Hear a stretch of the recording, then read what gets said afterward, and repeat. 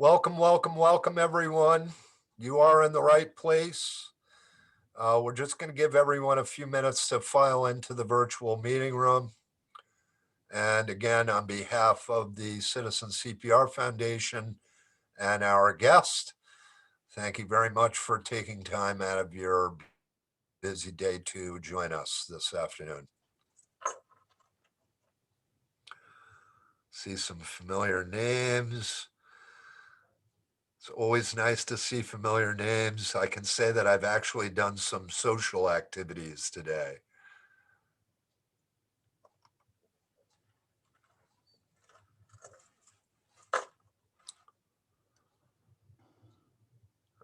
Brian, he can't get enough. Brian was on our previous one. He's on this one too. Excellent. Josh, good to see you, mate. Jim, Julie, Bob Niskanen,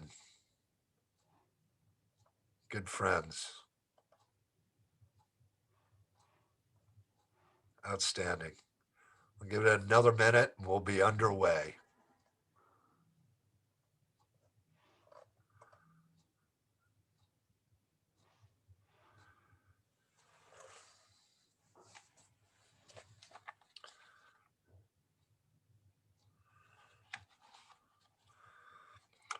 I'm fortunate enough to have a true ship's clock in my house, and I've got it set so that it dings just 1 minute in front of the hour. So I'm alerted, got that deadline, better get up there. So it appears as it's start time.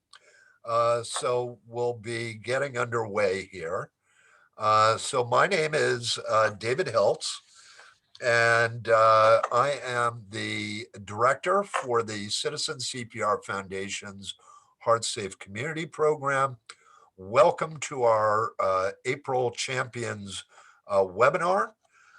We appreciate your taking time out of your busy days to join us to hopefully sharpen your saws, gain some new knowledge, some new insight.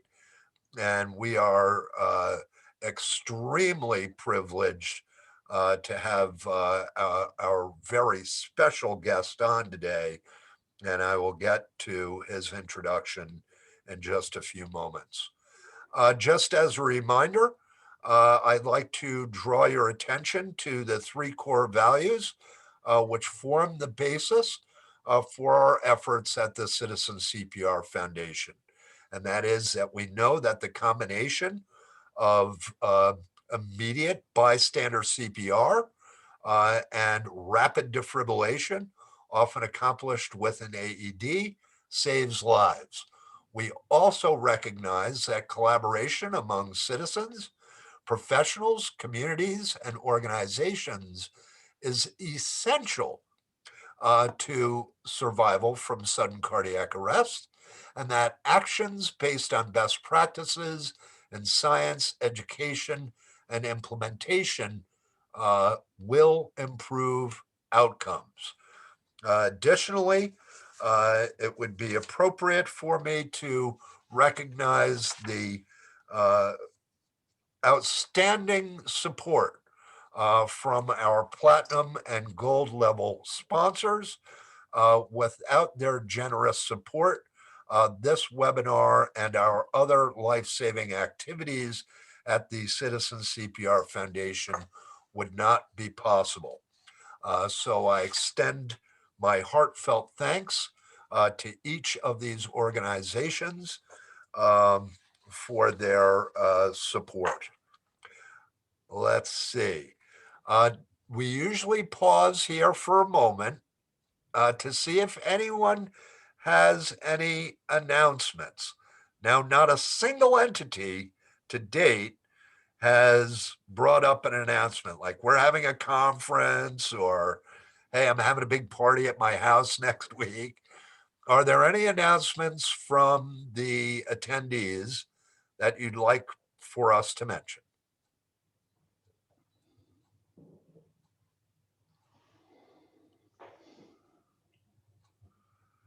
Fair enough. I believe, Mallory, you would like to say a few words?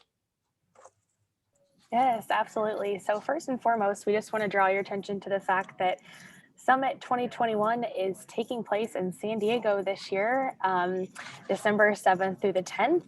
Although registration is not quite opened up yet, we just want you to continue to keep checking our website and stay tuned for all the very exciting details to come. And we hope to see you in San Diego.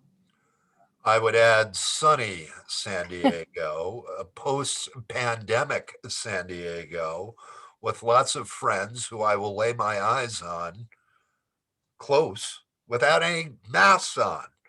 I am extremely excited for the summit, and thank you, Mallory.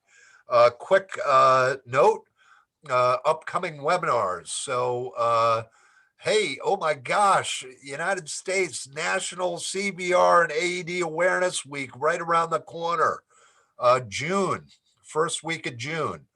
So next month, our own program advisory committee members, Jim, Josh, and myself, will be talking about innovations and different ideas around National CPR and AED Awareness Week. Hey, if you've got some good ideas or some good plans, let us know in advance. We'd love to hear from you and kind of vet those on our next Champions webinar. And then in June, given that the vast majority of our participants in these webcasts are from the United States, it's summer season here in the States. So we're going to dedicate the June webcast to the prevention of drowning. Certainly, we'll talk a little bit about treatment, but more around prevention of drowning and that month. So, I encourage you to register for the up and coming webinars. So, as a reminder, you're likely to be muted until the tail end of the conference. Um, Please capture your questions using the Q&A function or the chat feature so that we can address your questions moving forward. So now, let's see if the gods of technology will bless me. Oh, hold on. Yep. Oh, there we go. All right, there he is. There's the handsome guy of the hour. So our guest today is none other than Tony Walker. And I have in front of me some notes so that I don't forget any of his distinctive accomplishments. So Tony is a registered paramedic with over 3 decades of experience working a range of senior clinical, operational, and leadership roles within the ambulance sector. Over the past 6 years, Tony has led significant transformation at Ambulance Victoria to improve the health and well-being of their workforce and the response they provide to the community. He holds an adjunct appointment as associate professor in the College of Health and Biomedicine at Victoria University and is a fellow of the Australian College of Paramedicine, a board director of the Emergency Services Foundation, the Australasian Council of Ambulance Authorities, and the Prostate Cancer Foundation of Australia, and an executive member of the Global Resuscitation Alliance. Tony is a recipient of the Ambulance Service Medal for his contribution to the development of ambulance services at a state and national level, and has also been awarded the Australian Resuscitation Council Medal for his significant contributions. Now, with all that said, I'll say, first of all, it's all true. Second, his parents must be extraordinarily proud of him. And I would add that Tony is an all around amazing guy. And to that end, little secret, he's actually on leave from work this week and still followed through with his commitment to share time with all of you this afternoon. So for that, I am extremely grateful. Now, at the Citizen CPR Foundation, the HeartSafe Community Program calls for the collection and analysis of data, right, as being fundamental to the continuous quality improvement aspects of the HeartSafe campaign. Now, in addition to the collection and analysis of that data, the Citizen CPR Foundation also calls for the community to share that data. Now, interestingly enough, a few months ago, as I was thinking about who to have on, I asked around, in the familiar circles, who is the best in public reporting? And I will tell you that with no exception, Ambulance Victoria came to the top of the list. So we're extremely fortunate to have Tony on, and I am going to be relinquishing control of the slides to Tony Walker, who's going to give us a walkthrough of their annual report, which I know, if you aren't already familiar with it, you are going to be genuinely impressed, and I think we can learn a great deal. So with that said, I'm going to stop sharing and hand it over to you, Tony. Thank you, Dave. I'll just share my screen now.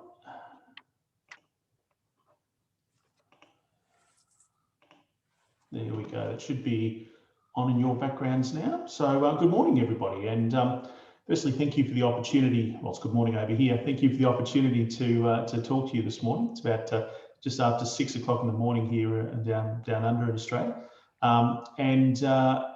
Today, as Dave said, I'm going to talk to you a little bit about our public reporting.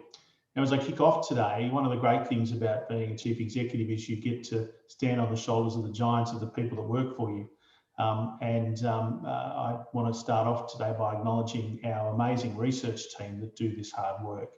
Professor Karen Smith, Dr. Jocasta Ball, Ziad Nemi, and a range of others who bring this magic to life, if you like. So while I'll talk to you about it today, I get to lead and bathe in some of their glory today. They're the ones behind the scenes doing all the hard work to make this such a success.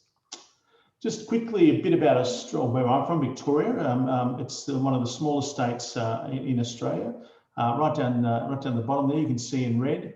We have a population of about 6.4 million. Around 4.8 million of those are in Melbourne, the capital city, and servicing about 227,000 square kilometres. So not as big as some of the other locations. And as you can see, there, just to give you a bit of context.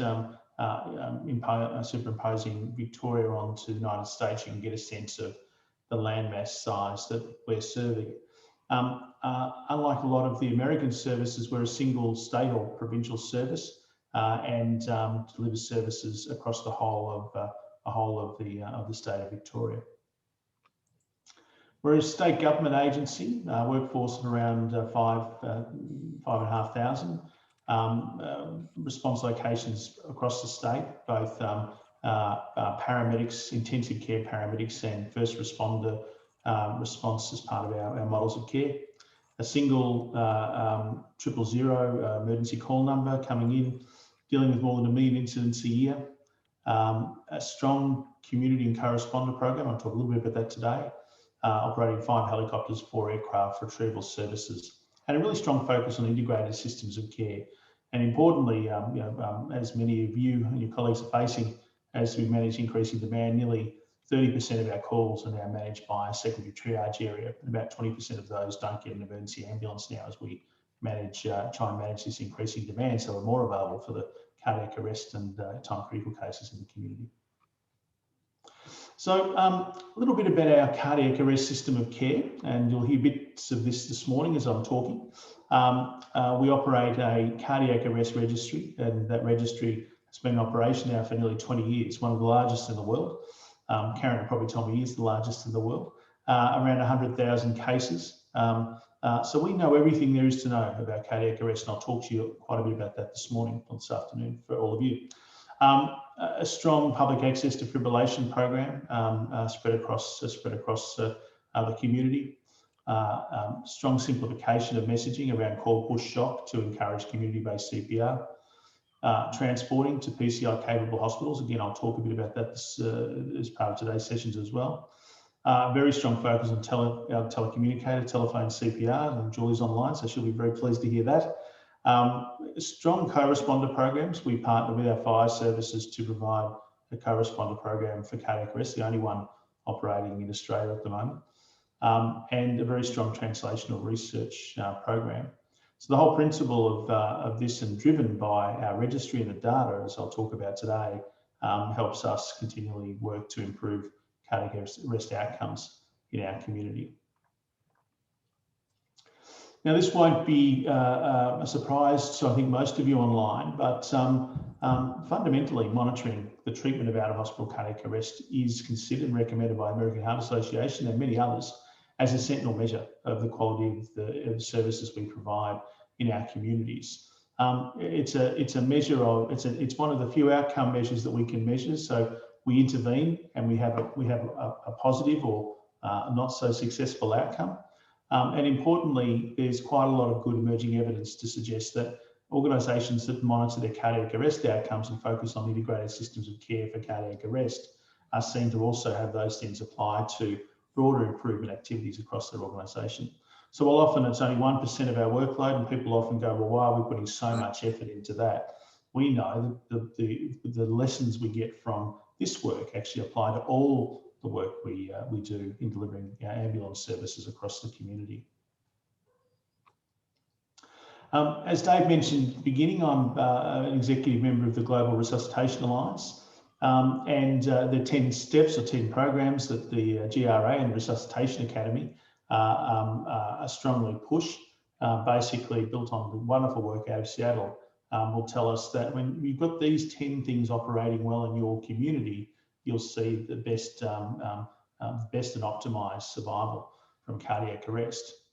And I want to highlight a couple of them today because they come down to this public reporting. One, the establishing a cardiac arrest registry, a critical element. If you haven't got the data, if you're not measuring that data, then you don't know what you're doing. And so it's critical to have that information available to you.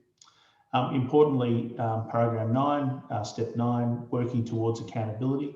So again, submitting annual reports to your community. I'll talk a bit today about why that's so important, what successes we've seen for that. And fundamentally goes to the principle of program 10, step 10, the working towards a culture of excellence. If you're not transparent and open about what's happening with cardiac arrest in your community, then how could you continue to improve? How can you have this this philosophy of actually doing better? Because one of the challenges we all see when we talk about cardiac arrest is every single one of us has a great story to tell. Every single one of us can wheel out a patient that's been resuscitated. Great news stories, and you know, if you follow me on social media, I'm proliferating those out there every day. But at the end of the day, that N=1 story does not necessarily tell anything about the quality of the system of care you've got. So you can have all these great case studies, but fundamentally, are you actually really making a difference? And are you as good as other organisations that are delivering similar types of services? Now, a couple of comments here that I live by, and certainly the measure and improve, I've blatantly stolen from the Resuscitation Academy, and it's a wonderful term, and I love it because it's, you know, and I'll often use the term like a little 5-year-old that just keeps swimming, you know, that constant, how do you keep doing better all the time? But fundamentally, if you're not measuring what you're doing, you can't manage it. So if you're not looking at the data you have available, if you're not reporting that data and actually challenging yourself and transparently putting it out to the community, then there's no impetus on you to actually change, to do better, to actually focus on making your system better. And one of the things about EMS systems is we're inherently competitive.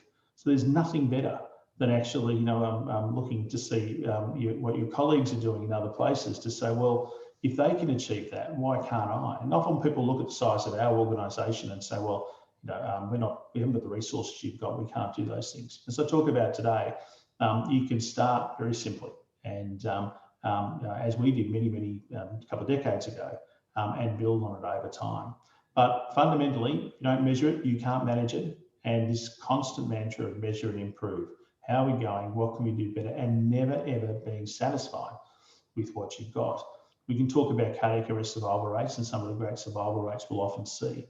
The question I'm always challenging myself and my team on is, that's great, but what about the ones that didn't survive? Because there is a very strong argument that an optimized cardiac arrest system of care, every single person in ventricular fibrillation should survive. In principle, they all should survive. So the question we're asking ourselves constantly is why they haven't, and what can we do differently to improve those numbers and therefore improve the outcomes for many in our community. So the report, our registry report, comes from the registry. It's reported on an annual basis. We publish it around about January, February every year, and it reports the previous year in Australia, Victoria. And it's available on our website as well as all the historical documents as well. So we're transparently reporting this to the community on an annual basis. I'm going to go through with you today some of the elements of the report. And I'm going to talk to you a little bit about what we're doing with that information and how it's driving improvement in our organisation and some of the benefits we've seen. So first up, just what does it include? So we include basically, as you can see there, everyone who suffers a cardiac arrest of any documented cause. So we're talking about 6,300, I think, last year in Victoria. Now that's all-cause cardiac arrest. So that's hangings, traumatic cardiac arrest, every single cardiac arrest of all cause are captured within the registry. And the registry, as well as the information we have available, we actually follow up every single patient through to hospital discharge. We've got, I think, close to 50 ethics approvals with every hospital to follow up those patients. And as I'll talk about today, we also follow up 12-month quality of life to understand actually what are we doing?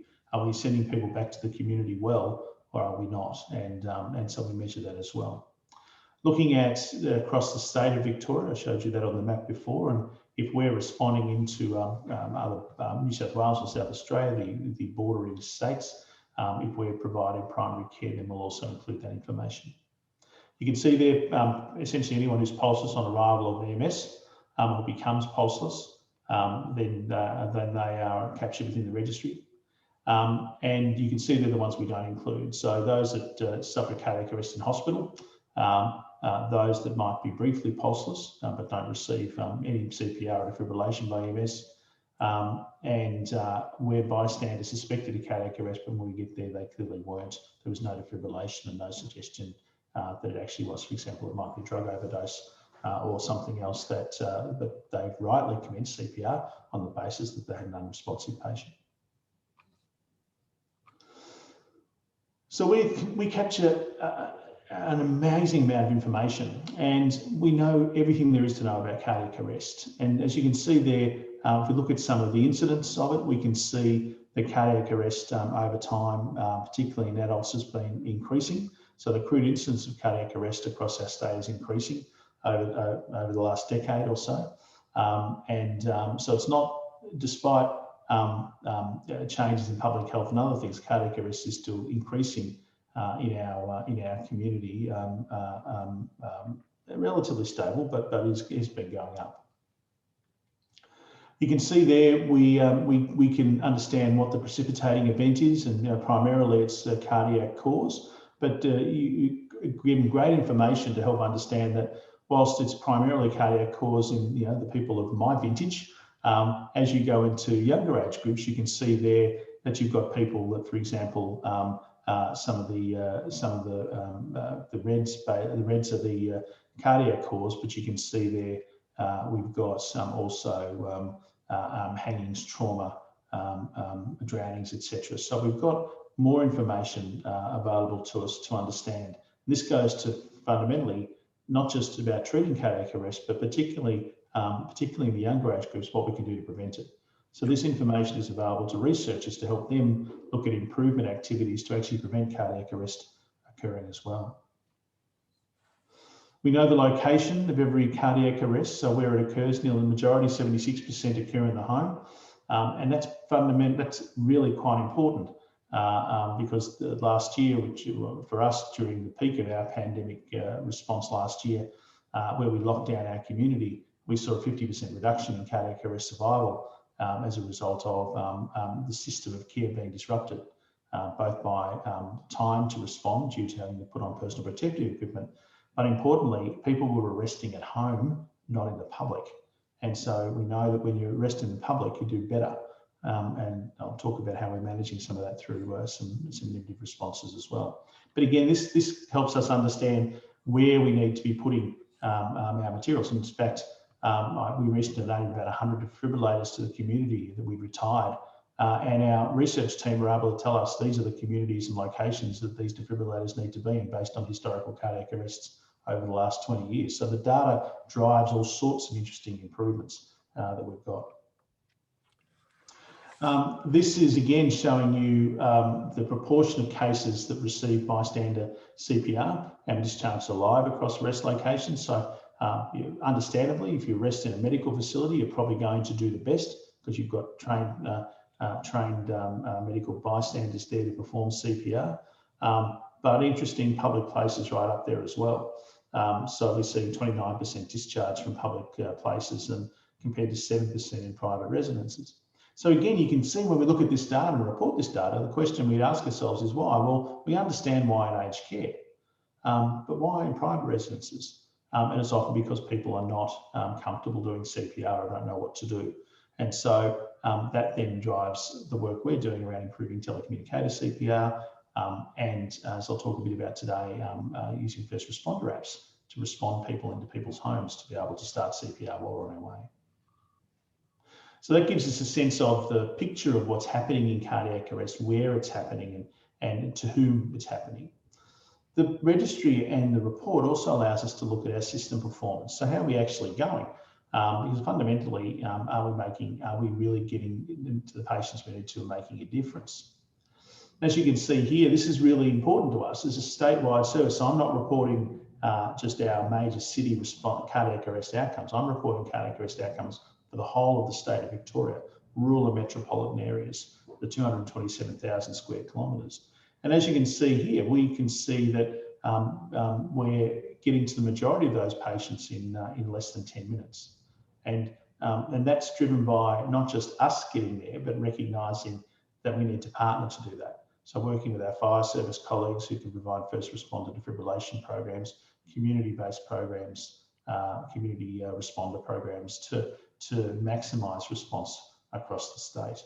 So for us, we then said, okay, that's great, we're doing really well, but how do we deal with those that are still, particularly in rural areas, taking up to 20 minutes to get there? How do we deal with those that are taking sometimes 30 minutes to get there? So that's challenging us to think differently about what sort of models of care we can provide to address those parts of the community that are not getting the rapid, less than 6 minutes or less than 10-minute response. Around 7.7 minutes is our average response for cardiac arrest. This is something I'm incredibly proud of. We've worked very hard on this one over the years to improve the amount of current bystander CPR. So as you can see there, from 2010-11, 64% for bystander witness receiving resuscitation, up to 80% last year. So constantly working to improve CPR in the community. But when you unpack that data even more, and our researchers, Dr. Ziad Nemi, one of our paramedics, is a researcher as well, has done some great work in actually saying, well, that's good, but if you then break that down, actually there's the haves and the have-nots. There are some socially disadvantaged communities or rural communities where those numbers are much lower. Those with culturally and linguistically diverse communities might be lower. So good data telling us an aggregate, but then when you unpack that, researchers can unpack that data to actually say, so where do we now need to focus our energies to improve it? Because we might be doing well in some areas and not in others.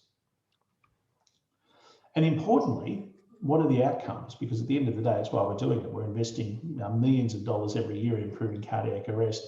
Are we actually making a difference? So as you can see here, and I love this slide because if you look at the one that talks about where Ambulance Victoria responds alone, we are getting 54% of people in shockable rhythms back, and 30% of those are leaving hospital. Not a bad figure. If you think about it, it's a pretty good figure. When we partner with our fire services and the community response, we get that up to 66% and 31% going home. So a little bit better. But where you're defibrillated by a member of the community, and that's just close to Dave and Dave's heart particularly, and we've got the heart safe communities where these things are systemised, we see 66% of people survive to hospital and 56% of people going home. So again, it's and for us then it's about saying, okay, what's using Dr. Mickey Eisenberg's great term, what's the secret sauce in that 56% that we can apply more broadly? How do we systemise that more broadly? So this data drives that and holds us to account to the community by publishing. I really like this one as well because, fundamentally we're always told, take your patient to the nearest hospital. They'll be able to do the things you need to do once you've resuscitated them. What we found using, again, our research and our data, that actually patients do better when they're transported to PCI-capable hospitals where they can have percutaneous coronary intervention. So, so we bypass hospitals now as part of our protocols in post-cardiac arrest patients to take them directly to PCI centres. And in fact, those that do the best are the ones transported to major trauma services, again, because they've got a wraparound service that actually is designed around trauma, seems to have the same effect when it's applied to cardiac arrest. But some great outcomes. Again, this is interesting for us because I'm challenged constantly about how quickly I get to people, my response times. That's what governments and communities want to measure us on. What this does is say, well, actually, I'm going to take longer on this case, but I'm going to get a better outcome. And I can report that outcome. So don't be critical of me if I'm taking longer to get to some patients because I'm giving you better outcomes in the community. So it's what you measure and therefore and showing that gets people away from this constant conversation about just how quickly you respond. So outcome measures are critical. Yeah. And you can see here the unadjusted survival for all-cause cardiac arrest. So we're seeing for essentially for all comers, 28% of people getting to hospital alive and 10%. And that's pretty aligned to most of the other services around Australia, 10 to 12%, and New Zealand, 10 to 12%. So that's all-cause cardiac arrest. And understandable, it's got everyone in the mix. But when you start taking the subgroups in there, for example, those that are in ventricular fibrillation, shockable rhythms on arrival, we have 54% of people that have survived the event across the state and 34% that are discharged alive. So again, some good figures. When I talked to you about the Utstein figures, how we compare apples with apples, you'll see that that looks much better again. The other important thing for us is, we're not just taking people to hospital and saying, great, look at this, we've got 54% of people who are surviving to hospital, or 28% of all cause. What's happening to them? Why are they going home? That's important. So we're not just filling up ICU beds with people that are dying. We know they're going home. So we measure not just the patients who to hospital. We measure to hospital discharge, and we know, looking at the functional outcomes of that 85% of people who are discharged home are discharged to their home. They're not going to nursing homes. They're not going to living. They're going back and living a life again. So these are people at all ages who are going back home. 85% of people are going home. Importantly, they're going home well. So as you can see here, we not only measure the discharge, we have one of the world's first quality of life follow-ups. We contact them 12 months after their discharge to actually understand what's happening in their life. And as you can see there, 12 months post-arrest, the majority of patients are actually doing very well. They're either got it's in the 80% or what we're talking about, 60, 75 or so percent of patients, or 80% are actually doing really well. And importantly, 80% of people who were working prior to their cardiac arrest are back at work. So if you're having that conversation with government about, well, we're just investing in these resources and not making a difference, we're returning people back as taxpayers. We're returning people back to their families. They're earning an income. they're actually going back and living good, fulsome lives. This is an important thing. It's driving something different for us now about saying, well, what do we have to do in the survivorship space? Because more and more people are surviving cardiac arrest. How do we support them and their families? Because this is a traumatic event that they've been through. And again, this data helps us understand, well, actually, what's the role now in survivorship and supporting those, the mental health, particularly well-being of those that have survived cardiac arrest, or importantly, bystanders and their families who've witnessed it and been involved often in that resuscitation. So this gives you an example of what can happen when you measure and improve. So this is risk-adjusted survival of cardiac arrest, all cause on the left-hand side and shockable rhythms on the right-hand side.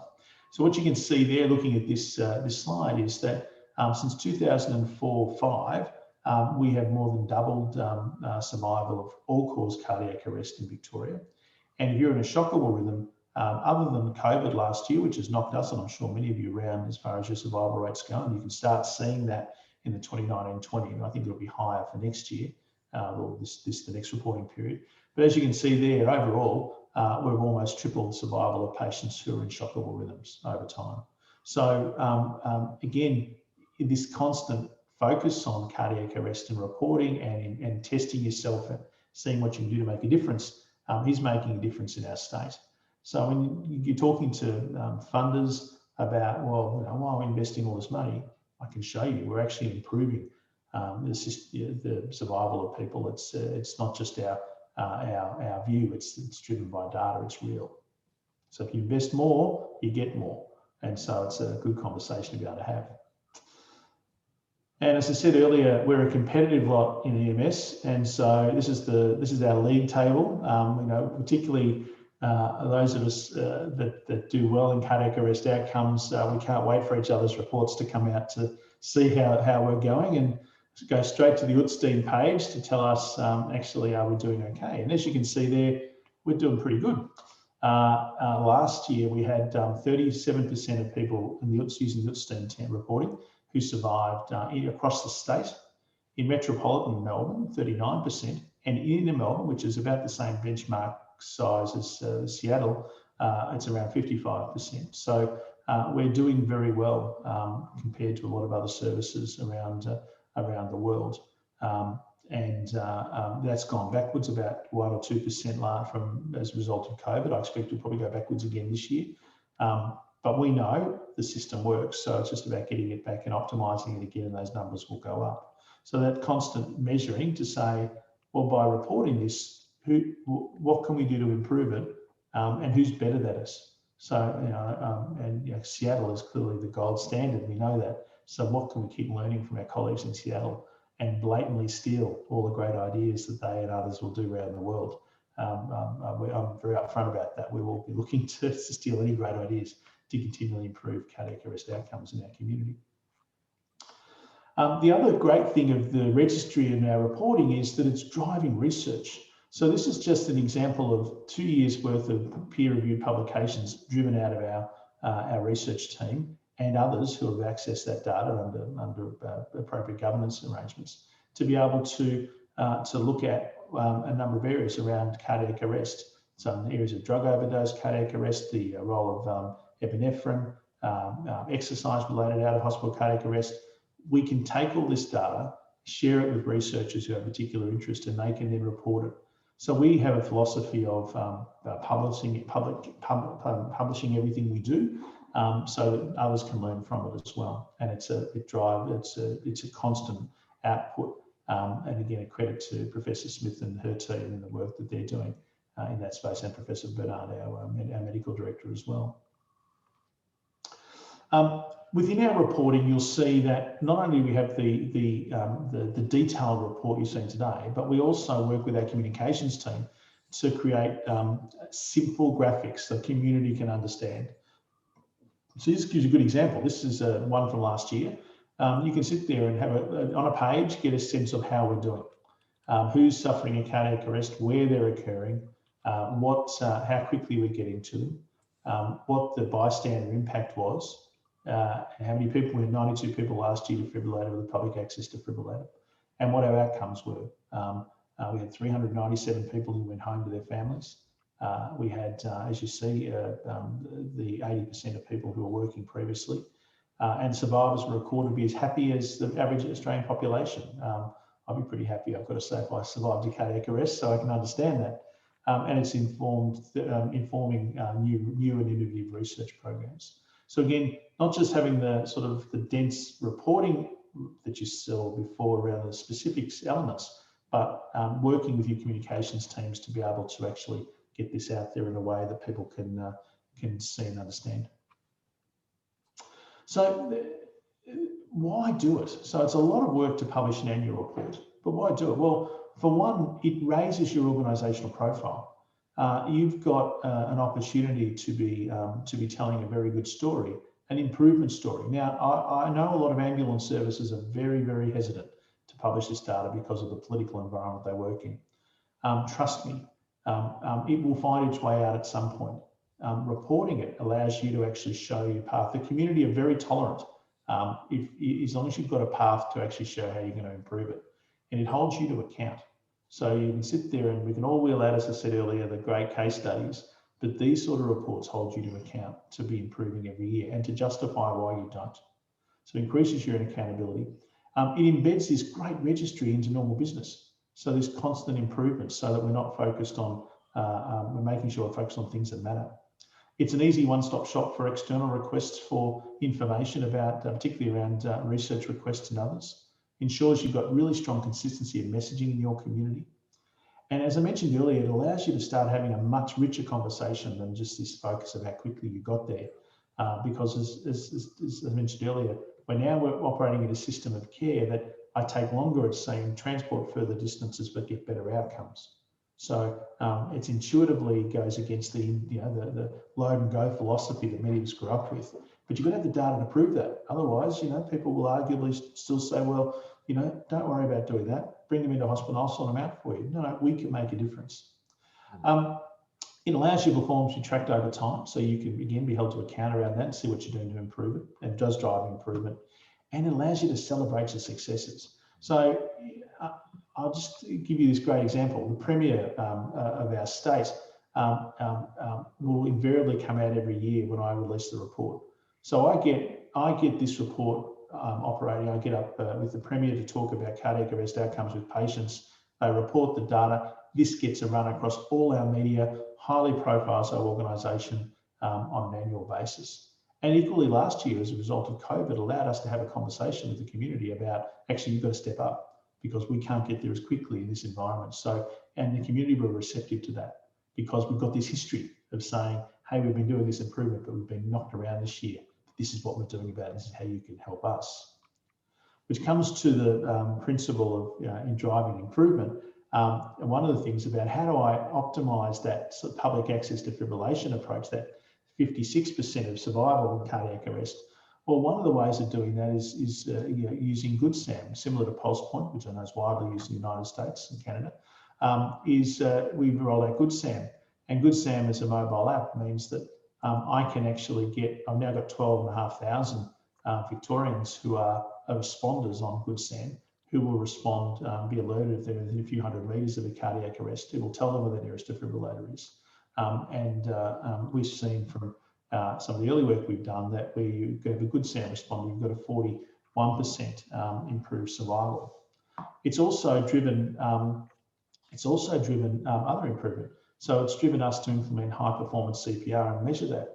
And we just recently published that we've seen a 33% improvement in survival as a result of the implementation of high performance CPR. So what we're saying is, what's next? What's the next thing we do? How do we improve that? What do we learn off our colleagues in the US, particularly those involved in resuscitation academies who are over there, to say, how can we apply that here? How can we learn? Dave's great work in heart safe communities. How do we make that work in our communities as well? It's all about constantly measuring and improving to be better at what you're doing. Now, as I mentioned before, this is well resourced. I fund this. It's funded well. I spend quite a lot of money to improve cardiac arrest outcomes. And I don't want people to sit there and go, I can't do that. I haven't got that sort of money. You can. You just need to start collecting the information, setting up a simple registry, and there are plenty of wonderful people around you who will support you with developing your registries, either cares or other things that are out there you can contribute to, that you can make a difference. Do it. So my advice to you is start recording it now. Get the simple information you've got, use the Utstein information and other things that are out there to record this information, and start improving and publishing it to your community. Once you don't, you'll never go back once you do it, but you can make it, it does drive improvement. So we nearly tripled survival of shock or cardiac arrest survival over the last 20 years in Victoria, fundamentally driven by our registry and this constant measure and improve philosophy that we have in our organisation. So I want to thank you for the opportunity to talk to you this afternoon in the US, this morning here in Australia. I think Dave is going to sort of facilitate some questions. Happy to explore any of that further with you all, but thank you. Yeah, that was extraordinary, Tony. Thank you. Thank you very much. So I suspect that some of our participants will have some questions, but I'm going to seize the rare opportunity to ask one or two of my own. So this is, again, very impressive work on numerous fronts. And Ann Dulles asked a very significant question. We'll get to that in a minute. But what has been the most difficult aspect of this public reporting project? What stands out as just you're still, tending to the wounds? I think it's probably try and help the community understand what we mean by cardiac arrest and what why it's an important measure of a service. And that's where I think so there's that constant sense of how do you keep it in the profile of the community, and that's combining in our experience case studies with this data. People where when you can bring out a 35-year-old mum who suffered a cardiac arrest and there with their kids, and you combine it with the data, you can get the breakthrough. But the data in itself often doesn't get the breakthrough. So it's that we live it every day, and we think it's a great story to tell. But we've got to recognise that actually you do need to market it as well. And you can, when your low-hanging fruit's done, and I'll appreciate that one, then it's you start getting in some really tough areas of going, well, what's next? And they're hard. And high performance CPR was a great example of that. How do you shift an organisation with lots of priorities to say this is a priority, we have to do it? So they're the things that once you get that low-hanging fruit stuff done, it's driving some of those more difficult things. Yeah, it's almost like losing weight, right? Some of the first pounds come off pretty easy, but then, as you get closer to goal, it's much more effort, or at least it seems that way. I've got one more question before we unleash the gang. Were there any surprise consequences that you didn't anticipate, like beneficial ones, that you just hadn't thought of when you started on this campaign of transparency and reporting outcomes and other data to the public? I don't think we would have foreseen. Karen, our Professor Smith, might have seen it coming, but the fact that the registry it's driven integrated systems of care. So I think when we step right back and look at the history of it, we're now focused on integrated systems of care around stroke, for example, and the same principles are now being applied to improving stroke outcomes. We're seeing the same principles applied to trauma outcomes. So I think for 30 plus years, like yourself, Dave, been an avid engagement with the chain of survival. But at the end of the day, it's a system of care, and what you learn out of cardiac arrest surprisingly applies to lots of different. The philosophy can apply to lots of different improvement activities in your organisation, and that's really gained momentum. I would not have thought stroke would apply stroke chains of survival and have the same approach we're starting to see in stroke outcomes now, but it's driven by exactly the same principles. Fascinating, and thank you. Mallory, if you wouldn't mind, I suspect there are some questions that we can entertain. Yeah, so the first question that's been submitted is a question. So, Tony, what advice would the 2021 Tony Walker give the 2000 Tony Walker? Well, find myself a place that didn't have a pandemic would be nice. So I'm sure many of you would feel the same way. I think in 21, well, actually, I expect I expect next year we'll see quite a significant reduction in survival, and that will potentially, when you're transparent about your information, I would be saying to myself, last year, get ready for it, because if you're seeing year-on-year improvement and you're doing lots of good work, all of a sudden when you're knocked around by something like a pandemic, it does, it knocks around a fundamental element of something that you're saying is important and that you're doing well in. And media are not one to miss an opportunity. So when things go backwards, it's getting on the front foot. So if I'd tell myself, get on the front foot with your data. Don't let someone else tell your story for you. Own it, get out there and show what you're doing to improve it. Because otherwise others can potentially be mischievous with that information if they want to be. Great. The next question is, have you looked at AED drone response? We've talked about it. We've particularly given this functionality within Good Sound that does allow for drone responses. So we've looked at it. There's been a number of our researchers are doing a bit of work in it as well, as I know, around the world. I think it has a place. We haven't done we haven't found what that space is yet, but it does probably have a space. I think along our beaches, I've always felt that's probably one of the locations with our surf lifesaving colleagues to potentially have drones on the top of our beach response areas, because we'll often see cardiac arrests on beaches that people have to have some time waiting for a defibrillator for. So no, I think technology, well, I've seen it with Good Sound, technology is a disruptor and can make things better. I expect drones will have a place. I just think I think some of the people who are doing, particularly in Canada and others, are doing some really interesting work in that space. I think the outcomes of some of that, once people start seeing the benefits, it will go quickly. People are looking for the early adopters, I think, and I think I'm probably not an early adopter of this one, but if someone else can show me it works, I'll be in there. Good deal. Next question. How do you measure EMS, CPR, cardiac care continuing competence? We've rolled out as part of, again, the 10 steps, the implementation of the Zoll monitoring pads. So we're now monitoring and measuring CPR performance of our paramedics and first responders, which we hadn't been doing before. And so that was one of the things, again, if you look at our system, that we weren't doing, that others were doing really, really well.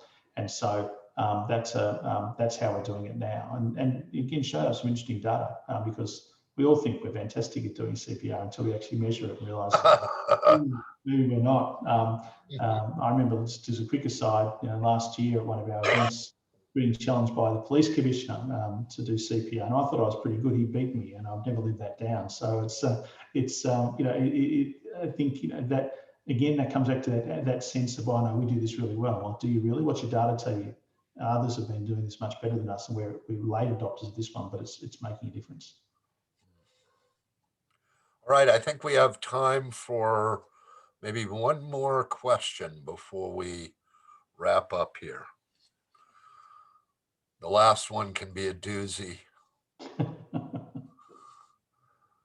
Any takers?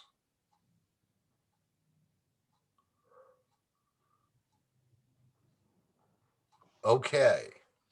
So on behalf of our, oh, hold on. Anne's got another question. What's next for Ambulance Victoria? And what's your vision? You've got 6 minutes. It's Good Sound.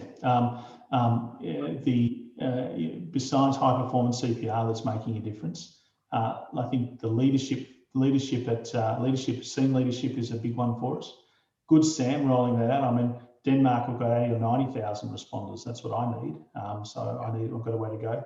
And ECMO CPR. So and again, optimized system.